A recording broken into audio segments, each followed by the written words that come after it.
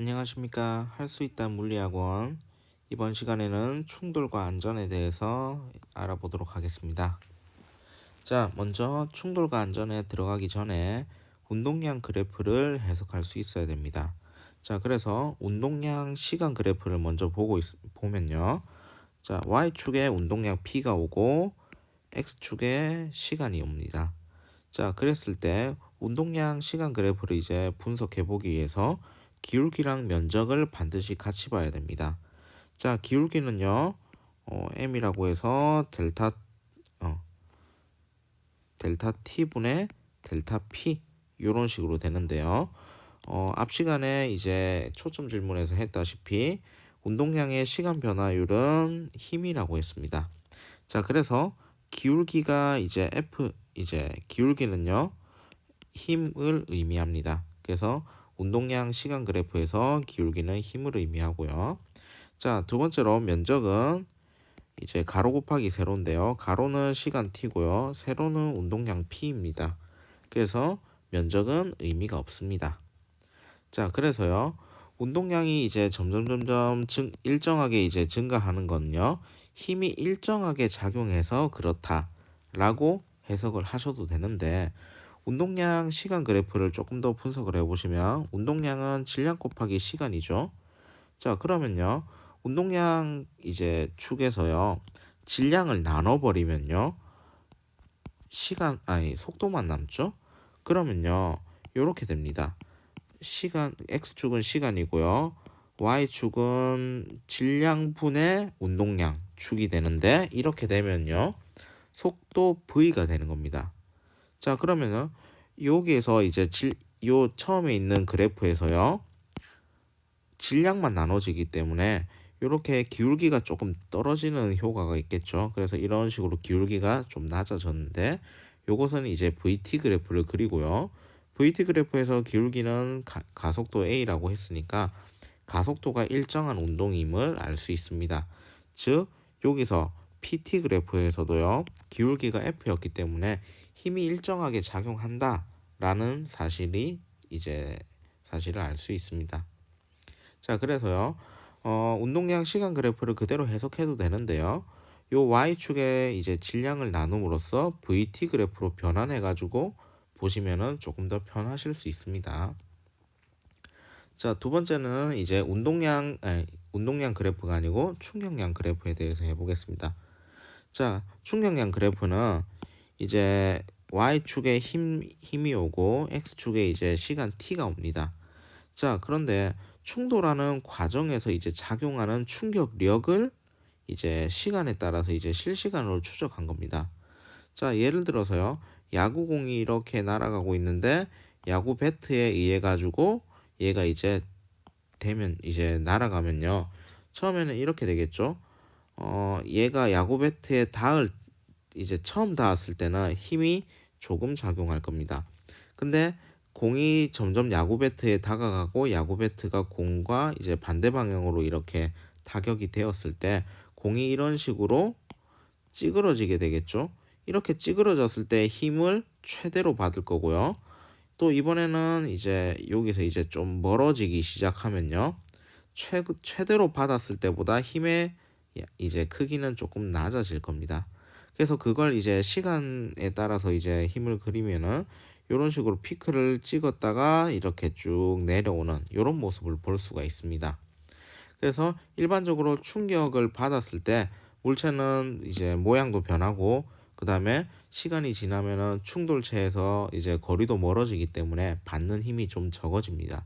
그래서 이런 식의 그래프가 이제 구성이 됨을 이해하시면 좋을 것 같습니다. 자, 마찬가지로 이제 힘 시간 그래프이기 때문에 기울기랑 면적을 봐야 되는데요. 기울기 m은 델타 x분의 델타 y니까 델타 x는 t가 왔고요. 델타 y는 f가 왔습니다. 자, 그러면요. 얘는 어떤 의미인가요? 네, 크게 의미가 없습니다. 그래서 기울기는 의미가 없고요. 자, 그럼 이번에는 면적을 봐야 되는데 면적은 가로 곱하기 세로입니다. 그러면은 우리가 배웠던 충격량, 임펄스가 이제 구해짐을 알 수 있습니다. 자, 근데 여기에서 이제 그래프를 보실 때, 요 빨간 색깔 요 면적을 S1이라고 하고요.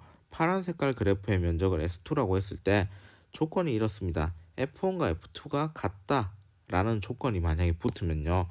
동일한 충격량을 받았다라는 얘기입니다.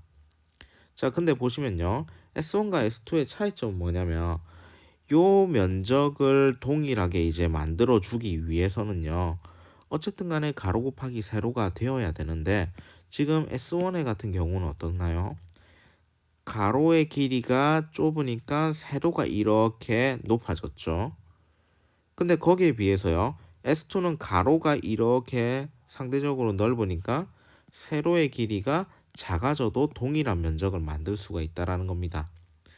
근데 하필이면 요 세로축이 의미하는 바를 보니까 힘이었습니다. 자, 그러면요. 요 첫 번째 S1 상황에서는 어떤가요? 이 시간이 짧아지니까 세로축이 커졌다라는 겁니다. 즉, 요 t는 충돌 시간을 의미합니다. 그래서 충돌 시간이 작아지면은 요 세로축에 있는 길이, 즉 충격력의 크기가 커지고요. 이제 두 번째 상황에서는요. 충돌 시간이 길어지니까 어떤가요?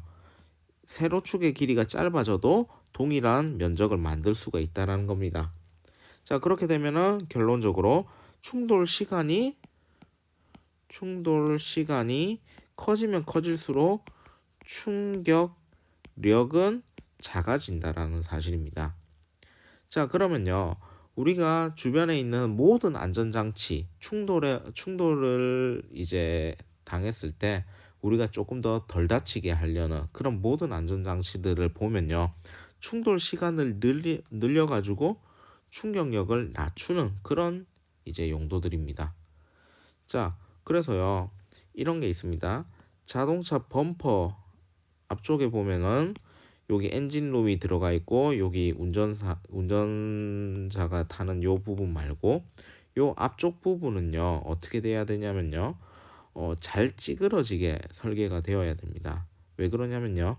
잘 찌그러지면서 얘가 이제 뭔가를 전봇대 같은 거를 꽁 박았을 때 요 부분이 잘 찌그러진다라는 건요. 충돌 시간을 늘려준다라는 겁니다. 자, 그러면요. 이 자동차가 받는 충격량은 동일할 건데 임펄스는 동일할 건데요. 충돌 시간을 크게 해주면은 충격력은 작아진다라는 겁니다. 근데 충돌 시간이 매우 짧으면 어떤가요? 충격력이 매우 커지게 되는 상황이 생깁니다. 그렇기 때문에요. 일반적으로 안전장치를 만들 때는 충돌 시간을 최대한 길게 만들어주는 그런 설계를 하게 됩니다. 자, 그래서 오늘의 초점 질문입니다. 충돌했을 때 덜 다치는 방법에 대해서 생각해 보시고요. 우리 주변에 있는 여러 가지 안전장치들, 이런 것들의 원리가 무엇인지 한번 고민해 보시면 좋을 것 같습니다. 자, 두 번째, 평균 충격력을 구하는 방법. 자, 요 FT 그래프에서 평균 충격력을 어떻게 구하면 좋을지 한번 고민해 보시면 좋을 것 같습니다. 자, 그래서 오늘은 운동량과 충격량 그래프 분석을 통해서 어떻게 하면은 우리가 안전하게 이제 충돌해서 이제 보호가 될 수 있을지 그 내용까지 알아봤습니다. 자, 수고하셨습니다.